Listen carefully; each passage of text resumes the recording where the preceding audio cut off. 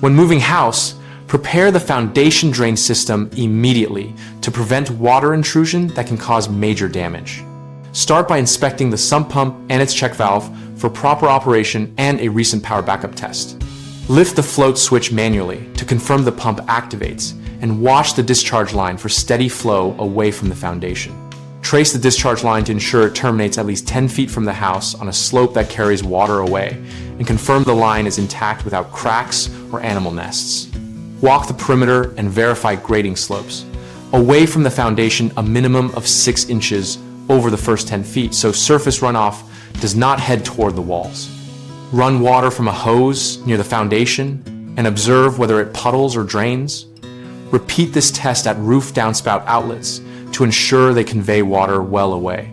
Finally, clean gutter spouts and screen them to stop debris from entering downspouts and causing backups that can overwhelm perimeter drains. A common problem is a non-working sump pump caused by power failure or a failed float switch. Test with power on, and again, simulating an outage with a battery or backup system, and replace components showing erratic behavior. Another frequent issue is poor grading that funnels surface water to the foundation, which you can correct by adding clean, fill, and compacting to create proper slope, and by installing a surface swale to redirect flow. The third is clogged downspouts and discharge lines that trap water.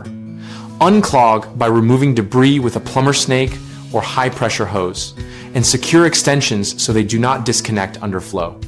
BigHomeProjects.com connects homeowners and contractors around projects like foundation drainage, where timely action matters, and we make it easy for users to find local professionals and post-project needs. We also host a discussion community where we and others share practical experiences and troubleshooting tips so everyone can learn from real cases.